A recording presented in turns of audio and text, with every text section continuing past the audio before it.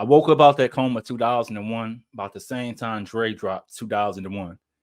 Raps the game on Dream. And that pretty much summarizes his career. A really good rapper with lies and exaggerations, because any hip hop fans know that the Chronic 2001 released in 1999. So how did the game listen to this about the same time that Drake dropped that album? It's a good song, but is a lie. So the documentary came out in 2005. It's actually one of my favorite albums of that time period. But it could pretty much be summarized as name dropping and lies. Because I listened to this joint a couple times. I gave it the car test. Also, you all let me know in the comments and stuff. Do y'all still even do the car test? Like younger generations, I know y'all don't even really care about driving like that, but like my generation back in the day, if you had a car, as soon as the album come out, you want to listen to it on your headphones and you want to listen to it in the car. Just something about, especially rap and hip hop, sounds so much different in the car. But I listened to this album in the car. It still bangs. Like it's some of the best production. And of course, if you ask 50 Cent, he's going to tell you that this basically was supposed to be his second album. He gave so many of these songs to the game and helped them write early in the game's career. He wasn't the best writer. And, you know, the game and 50, they had a falling out. And those two of the most petty men in hip hop. So he's constantly bringing that up. But as an album, the documentary is really good. But some of the big events, just to kind of shape your memory when this came out, is in 2005, YouTube first launched, and the first video ever was Kevin at the Zoo or something like that. I don't remember. Reddit was also launched. I don't know if the website launched, but it said it was like established or something like that. And it's 2005, so while you listening to the game, you might have been watching Harvey Birdman on Adult Swim, C-Lab 2020. Later that year, Xbox 360 would come out. This was 2005, so AJ and Free were still on 106 and Park. We used to rush home from school on them Fridays, waiting for Freestyle Friday. 106 and Park was like TRL for black kids. I had an older sister who was into like pop music and boy bands, and she used to watch TRL. I hated it. My shit was 106 and Park. But the big one of 2005 was Hurricane Katrina. And that's the year that Kanye West did his infamous George Bush doesn't care about black people. If you seen FD Signifier video about Kanye West was never good, he talks about why that was such a big moment, because, you know, it's not like now where it's normal to speak out about politics. This was when America was in their highest, like most super political phase. It was only a couple years after 9/11. They tried to ruin a Dixie Chick's career. I think it did get derailed for a few years. But yeah, 2005 was a different time. And this was probably the biggest West Coast album since Dr. Dre's Chronic 2001, which I said, of course, released in 1999. He just called it Chronic 2001 because the sound was supposed to be so much, you know, so far ahead of everything that was out. But yeah, this album is really good. I'm probably going to do 50 Cent's Get Rich or Die Trying, just because I want to see whose album aged better. But just from a rapping standpoint and the production, this has some of the best production of that era. We have West Side Story with 50 Cent, like their flow bouncing off of each other. Dream, which I already mentioned, where he just starts off lying. I don't know what's up with JCN. I really think he might be like schizophrenic or something. I've never seen anything like it. Like to this day, this man is insane a little bit. Like he just likes to start random beef with nobody. Y'all could probably drop comments in the comments of this video of people he's beefed with. He somehow beefed with Sean Kingston of all people. Then Meek Mill got involved in it. I think he took shots at Jay-Z. He's always been known to name drop women that he's either been in relationships with or spread rumors that he's been in relationships with. Like the game is a weirdo, man. if he wasn't such a weirdo, I feel like he would be in a lot of people's top five, or at least top five of that 2000s. But he did so much goofy stuff that a lot of people just didn't want to support him, you know?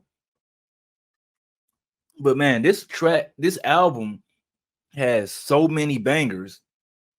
We start off with the intro, West Side Story with 50 Cent, Dream, Hated or Love It with 50 Cent, Higher, How We Do with 50 Cent, Don't Need Your Love with Faith Evans, Church for Thugs, Put You on a Game, Start from Scratch, the documentary, Running, No More Fun and Games, the joint with Eminem, We Ain't, Where I'm From, Special, Don't Worry with Mary J. Blige, and like Father Like Son with Busta Rhymes. Like, man, it's so, I don't think it's a single skip on this album.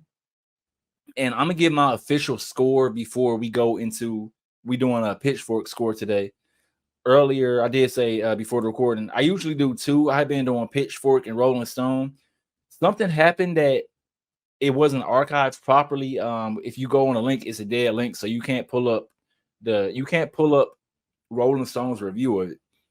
But yeah, man, so much of this album, like I'm listening to it, like Jesus Christ, it's got a lot of banger. Dr. Dre went crazy on the production. I'm trying to remember who else on it, but some of the standout tracks, like one of my favorite is the final record on here, Like Father Like Son with Busta Rhymes. Like Buster does an amazing job on the hook, like doing the hooks and the ad lib. Like I feel like Buster is one of the most underrated rappers as far as my generation. I feel like we don't give Busta Rhymes enough credit. He's kind of like he's like the previous generation Ludacris. Like both of them can rap, but also they kind of like these party artists and just super duper high energy, but a little, not a little, a lot more lyrical than someone like Lil Jon, who you think of as an artist like that. But yeah, Busta Rhymes works surprisingly perfect on the hook with Like Father Like Son. And he has what, three different tracks on this with 50 Cent: West Side, Hate It or Love It, and How We Do. I would say How We Do is probably the biggest one, but it's hard for me to pick between that and Hate It or Love It. They just really vibe together. And if G Unit hadn't fallen apart, we could have gotten a whole lot more music with them. And especially at that time, you got to remember this is 2005. This is less than 10 years since Biggie and Pac died. I think Pac died in 94 and Biggie died in 96. So it's only 9 years after Biggie died. So the East Coast West Coast stuff had ended, but we didn't really. I felt like this was like the first big record of this much of the East Coast artists and West Coast artists working together. So this was big at the time. Higher is another joint that just was crazy, but Don't Need Your Love with Faith Evans, like her vocals, and it's like a great R&B track. So much of this album works really good, but then you get to him basically name dropping on every single record. Like it is insane. You forget how much he name drops, especially if you listen to other rap. Like nobody else does that. I'm trying to think. You just think of any celebrity, he name drops Jay-Z, random R&B artists, Eminem, 50 Cent, of course, even though 50 Cent is on the album. And that's kind of been Game's thing. It's just kind of weird, man. I don't know, man. It's so excessive that it's always in the back of your mind, like, man, he constantly name drops. But as far as rapping skills, it really balances the production. I've talked about in the past sometimes that a rapper, the beats can be so good that they can kind of hide behind it. But these beats, they really work well with the game. And it's like it never feels overbalanced. Like y'all, it lost the vote. We were going to do TI episode a couple weeks ago. We'll eventually get to it, but Lil Wayne ended up winning for the South rapper they wanted to hear.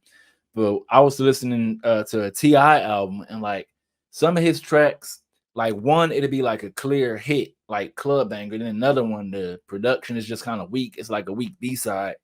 But this album, it had to be crazy expensive because it really doesn't have any B-side tracks. And that's especially for 18 records. That's something that we really didn't see or hear back in like '05. Even some of my favorite records from that era, you can tell, these are kind of the B-sides, but pretty much any record on this could have been released as a single. I can't even remember how many of these were released as singles, and they were just how many were just put popular. Like Put You on a Game, that could have been a club banger. And on top of not just the rapping and stuff, but the production, it's only a couple that sound like early 2000s, but besides that, pretty much all of these probably could have been released in 2024 and still work. Another record that's really slept on is Running with Tony Yayo. I wish we could have got more tracks with Game and Yayo before, G Unit broke up and all of that. Yeah, man, this is a really solid album. The only thing that kind of takes points away from it for me is just how much he name drops, but also it it doesn't really, it's weird, but it really doesn't feel like a West Coast album, especially in 2005. I think somebody might have said this even in the comments. It kind of feels like someone doing an impression of a West Coast album. I don't know, it's hard to describe, but all in all, it's a really, really solid album. And if I'm giving it a mic score, I would give it a solid 3.5 mics.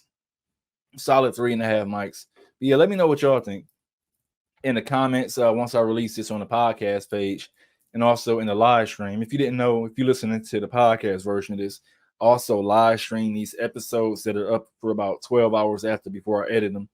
But let's jump into the Pitchfork review of this album, The Game. They give it an 8.3 out of 10. It is reviewed by Tom Brehan in January 18th of 2005. A couple months ago, Vibe published an article lamenting the decline of New York hip hop. With Southern and Midwestern rappers rising to prominence over the past few years, the birthplace of hip hop has only constituted about a third of rap radio playlists. But the article's unspoken question was, what's going on in the West? A pie chart showed that California rappers only constituted around 3% of those same playlists, a far cry from the early 90s when Dr. Dre, Tupac, and Snoop Dogg all owned the rap landscape. Hold on, pause right there. I don't understand why so many people consider Tupac a West Coast rapper. I know that he moved to the West Coast, signed with Death Row the last couple years of his career, but dude is from New York. He got to start with Digital Underground. I can't quote it. I want to say he released like 3 albums when he was still in New York, but I don't understand. Like, even in 2005, they were trying to rewrite this history. I don't know why people consider Tupac a West Coast rapper. I can't remember the exact number, but he's not a West Coast rapper. He rapped a lot on West Coast beats, but Tupac is New York. He's born and raised in East Coast. I'm pretty sure New York, but it's weird. they try and do that. But back to the playlist. Snoop and Ice Cube, a far cry from the early 90s when Dr. Dre, Tupac, Snoop, and Ice Cube all own the rap landscape. Since then, Tupac's been gunned down, Snoop and Ice Cube have fallen off hard, and DJ Quick in the Bay Area scene have little success breaking through to the mainstream. Dre has kept his name in circulation by producing Eminem and 50 Cent, but even he hasn't released material under his own name since 1999, constantly delaying the release of his supposed masterpiece, Detox. Man, I forgot about Detox. Y'all let me know in the chat and in the comments once I release this. Do y'all remember Detox? So the Chronic came out, the Chronic 2 came out in 99. And we started hearing about Detox in like, I want to say 2002, because 2002 is when the Blueprint 2, The Gift and the Curse came out. And I'm pretty sure he said something about Detox on that song, on one of his records with Jay-Z. I could be wrong, but we've been hearing about Detox for a minute, and there were rumors of Detox. Man, there were rumors of Detox up until like 2013-ish, up until around the time Kendrick Lamar blew up. Then it never came out. And Dr. Dre released some album in like 2016 that nobody cared about with a bunch of rappers nobody talked about. But yeah, back to the review. So the game, Dre's new protege, has a lot riding on him. The Compton MC made a name for himself on the mixtape scene that made 50 Cent a star. It made perfect sense for him to become the West Coast representative of G Unit. Having spent the past few months embroiled in pointless beats with also rans like Joe Button and Yuckmouth and getting hammered from all sides, Game needs more than ever to deliver a debut to back up his talk. Yeah, see, that's what I was talking about. Game beefed with everybody. I don't even remember what he beefed with Joe Buttons about. And Yuckmouth is some New York rapper. I've heard of him. I can't think of a single record, but that is a terrible rap name. I can't think of a possibly worse rap name than Yuckmouth. Back to the review. Now he has. The documentary is the best West Coast street rap album since DJ Quick's 2002 LP Under the Influence. All of the G Unit solo albums thus far have been aesthetically unified, a rarity in hip hop. The tracks on the documentary actually sound like they belong on the same album. Dre produces 5 of the album's 17 songs, applying his recent stripped down cinematic style, and many of the record's other producers follow his lead. Superstar beatmakers like Timbaland and Kanye West hold back on their signature ticks, fitting their usual approaches into the album's fabric. The end result is a rich, triumphant sonic tapestry. You can hear every dollar that went into it. Yeah, and I 100% agree. I would have to look up because it's the thing about rap and hip hop is sometimes like, unless it's Pharrell who does the starting, I think it's like the 5 count, the thump, thump, thump, thump, and the beat drops. A lot of producers don't really have tags. So even besides that, like if you listen to a lot of rap, you can tell a Timberland beat, or you could tell a Swiss Beats beat or a Kanye West beat. But on this one, they don't, in a good way, they don't sound like it doesn't sound aesthetically like a Timberland beat or a Kanye beat. They all kind of sound like they were built around the game. And exactly what this person said, you can tell a lot of money went into this. I'm curious how much they spent, because like this is some of the best production you'll hear on any rap album, especially the 2000s. But back to the review. The Game is not particularly singular rapper. His hoarse, guttural voice doesn't possess any of the relaxed minutes of classic West Coast rappers. He sounds more like the Dog Pound member Daz Dillinger than Easy or Snoop or the DOC. He has an appealing confidence and an unforced lyrical toughness, though. I spit for the niggas on 25 on their 5th year, ready to throw a nigga off his 5th tier. For the white boys and the Abercrombie and Fitch, yeah, and every nigga who helped me to get here. He rhymes on the dramatic and brutally hard Just Blaze banger Church for Thugs. Unfortunately, he also frequently sounds awkward on hooks, seemingly hoping that simply repeating the same phrase a few times will suffice. In fact, many of the best tracks are ones on which 50 steps in to deliver the hook, like the banger single How We Do. When 50 pushes the music box, Dre Dre beat perfectly. Yeah, I actually agree with that. Yeah, that's the reason. I was trying to remember why, because we were supposed to do this episode like a week and a half ago, but I've been busy writing for the current video. But yeah, that is the thing. That's the reason why I only gave this 3.5 mics, because the Game, he can spit and these beats are amazing, but he really isn't that great at hooks. And 50 Cent, like, no matter how you feel, 50 Cent is like one of the best rappers of all time, especially in his prime, when it comes to making hooks. Like, I would compare 50, especially as street rappers, because a lot of street rappers never have been good at hooks. And if you listen to this, you're a huge rap fan, and you wonder, and you like, I'm from, I don't know, somewhere out in Indiana or, Newark or one of these cities that pretty much, if you in America, any state has the hood. You know what I'm saying? It's America. It's poverty everywhere. But if you wonder, like, why are rappers that's popular in the city never blow up, it's because a lot of them don't know how to make hooks and form complete songs. And especially in 2024, where everybody's song is 2 minutes max, they don't know how to make their songs sound distinct from each other. And being really good at hooks is what sets that up. So, like the reviewer says, a lot of the best records are with 50 Cent because 50 Cent, he's really good at that melodic stuff, that hook that kind of ties it together. And you see that in the Freddie Gibbs now. Like, as far as street rappers, Freddie Gibbs is one of the best. Is why a lot of people prefer Freddie Gibbs over Benny the Butcher. Like, they can both spit, but Freddie Gibbs, like his style, he's really good at that melodic rapping, that you know what I'm saying? That I pretty much up another jam on me. That he's really good at that, and that's what 50 Cent was good at. But back to the review. Throughout the album, Game seems obsessed with his place in rap history, constantly name checking Dre and Easy on Dreams. He spits the dream of Eric Wright. That's what I'm living you. That's what I'm giving you. Who walked through the White House without a business suit, Compton hat, Jerry curl dripping on Ronald Reagan shoes. But the impeccable beats in the game's authoritative gruffness carry him through the album. He never sounds like anything less than a star on the rise. Only at the album's end, however, does he reveal his greatest gift. A powerful, heartfelt vulnerability on Like Father, Like Son, the album's final track. He tells in the birth of his son over a needless, melodramatic, string-laden track. He raps, nose, ear, eye, chin, just like your daddy. I die before you grow up and be just like your daddy. Same rhyme or not, it lends a stark humility to Game sometimes empty braggadociousness. Is that it? That's weird. Okay, but yeah, I actually agree with a lot of that.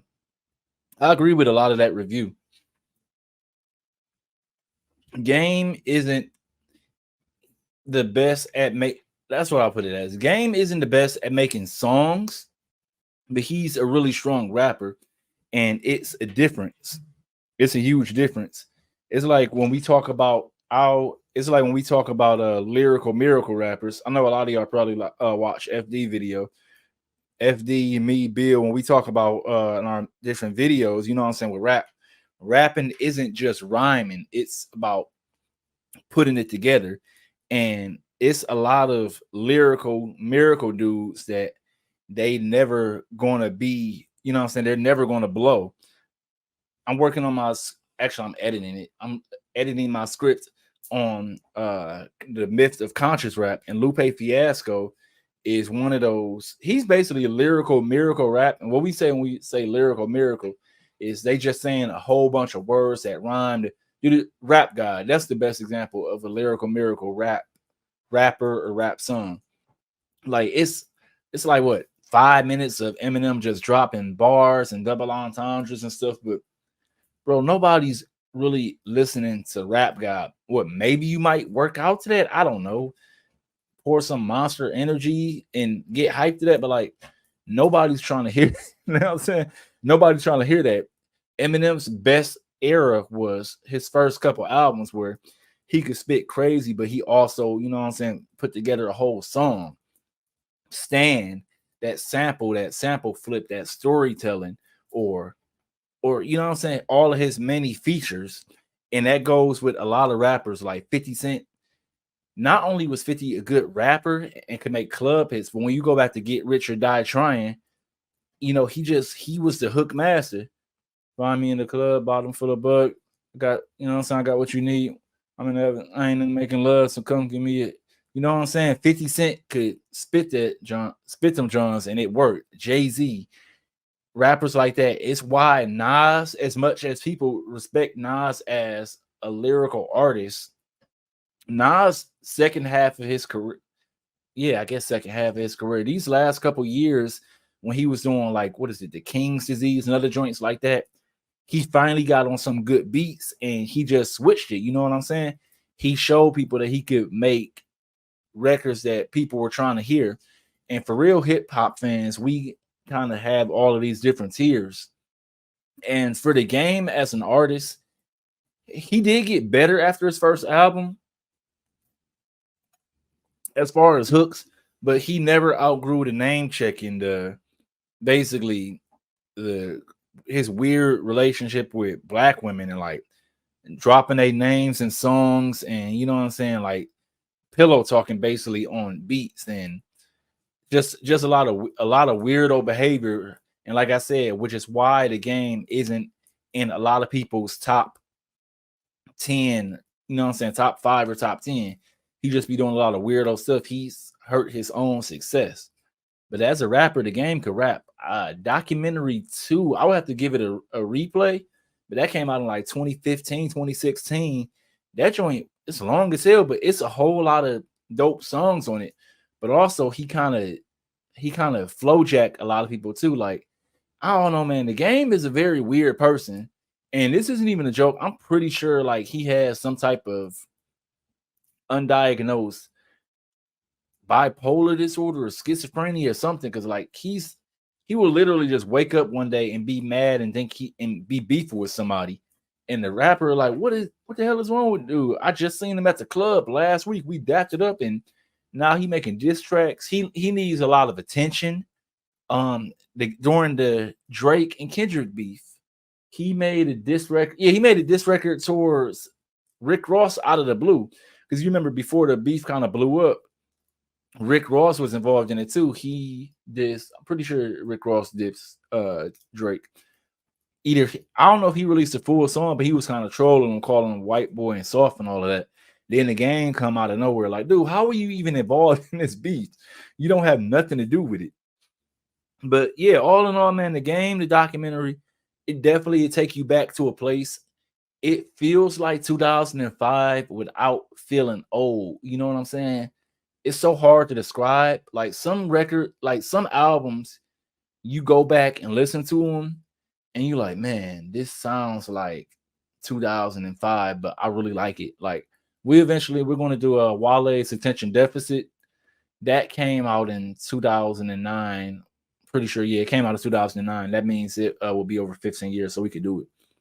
But like the joints on a couple joints on that Wale record, that one he got with Lady Gaga, it's a cool record. I actually still do like it, the joint with Lady Gaga, but it sounds so much like 2009, you know? And for this to be a 19-year-old album, it ages a whole lot better than you would remember.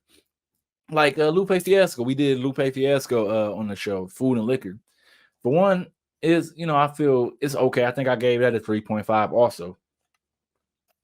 But it's also a product of its time, which isn't necessarily bad. Sometimes I like it when I go listen to an album and I'm like, man, this reminds me of when I was in middle school, or this reminds me of when I was in high school. So, a record sounding like its time isn't really the worst thing at all.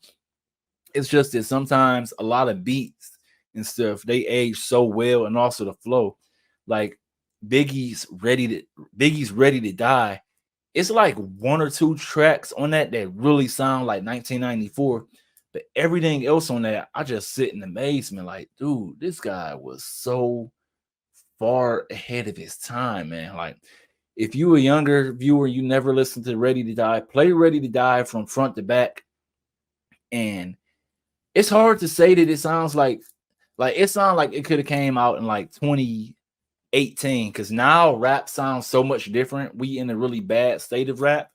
Rap is like we're in the TikTok era, and I don't think it'll last very long. But like Ready to Die sounds like a modern rap album in a good way, like a modern rap album when people put 3 verses on the track. They really were trying to make hits, tell stories, and all of that, But 2024, a lot of modern rap, the younger millennials and Gen Z, it reminds me of that phase from like 2004 to like 2003 to like 2008. We had the snap dance era, the snap dance / ringtone era. You had artists like Soldier Boy, Franchise Boys, and D4L, artists like that they were making fun. Whoever made the chicken noodle soup, I think that was Lil Ma or Young Ma or whatever. Lil Ma. You had records like that, and even at the time when I was a teenager, because I was such a hip hop fan, I didn't look down on it because we were kids. We like having music to dance to on the bus to school and outside and stuff like that. But you knew at the time it wasn't going to last. And, you knew nobody was going to be looking at Soldier Boy 20 years from now as this great artist, or the Franchise Boys or do the stanky leg and stuff like that. But you understood it's what it was for its time. The problem I have with a lot of rap now is they don't. It's like the rappers, they don't know. Are we trying to make TikTok hits? If you trying to make a TikTok hit, that's fine. You just have to be okay with the idea of us in this fast cycle of you make a hit 3 months later, nobody's talking about it. Or are you trying to be an actual artist that drops an album and people talking about it 5, 10, 20 years from now, And it's only a few who I feel like are trying to do that. Like you got I can't, I don't know a lot of these kids' names because I don't really listen to a lot of modern rap just because it's so bad. I'm not on TikTok. Like I hear the songs, I'm like, this is awful. It's two verses, either no hook or half a hook, and it like it's a I don't even know the kid name. Like the whole song is you bad and you know it, you bad and you know it, she fine and she know it, or something like that. It just sounds like TikTok. And I feel like as rappers, a lot of these kids, they're getting really lazy. It's like Ice Spice. Ice Spice is clearly an industry plant because she's super high yellow. She's basically white passing. Like if you put Ice Spice in a blonde wig and stuff, and you just dressed her up like she was a secretary or something, she probably could be white passing, or at the bare minimum, like look like a white Latina. But they're really trying to push her. You see on her on so many commercials and stuff. I'm like, how is Ice Spice so popular when someone like Meg the Stallion, we've seen Meg the Stallion come up. Like if you were on Twitter back in the day, you remember that one of that first video of her that went viral. It's out in Houston. It's like her and some guys. I guess they were her manager of her spitting. I'm like, man, this chick is nice. You know what I'm saying? You got someone like Meg the Stallion who actually can rap and make hits. I might not like all of her music, but she can. I can. It's the reason Meg the Stallion stayed hot for so long. Or I'm trying to think what's most of the young new artists I listen to, I don't they all women. Like as far as you talking rappers under 30, I don't it's only a couple that I listen to. Like Glorilla. To me, Glorilla is a rapper that she can make hits, but also whenever I don't even know her album might have came out, but like when her album comes out, it feels like, especially with Yo Gotti's influence, it feels like she'll be one of those ones that drops an album that has actual songs. Hook, verse, hook, verse, hook, verse. It's only a couple. You got people, a lot of these young dudes, they just either they trying to be street rappers or they just, I don't get it, man. I hate to sound like an old head because I like a lot of young kids' music. Up until probably like 2021, a lot of the younger generation I was listening to. Like NBA Youngboy, he had a couple joints I like. I wasn't the biggest fan, but I like that. I think it's called Gold Platinum Diamond 2 Samurai or something like that. He remade The Block Is Hot by Lil Wayne. What's the other? A lot of the younger Chicago kids I liked Young Dirk and G Herbo for a while, but they just kind of got repetitive. And to probably 18-year-olds, they old heads anyway. But yeah, man, rap has just changed in a way that this era we in, I'm curious when the next era is going to start because it never stays this bad for a while. And I feel like Kendrick Lamar actually changed it with Kendrick showing how to make hit records, a diss record into a hit. And also, I feel like we about to start feeling that over, that current from Mr. Morale and the Big Steppers. That's only 2 years ago. But yeah, I feel like we're going to see a change in rap soon. Yeah, the documentary, 3.5 mics,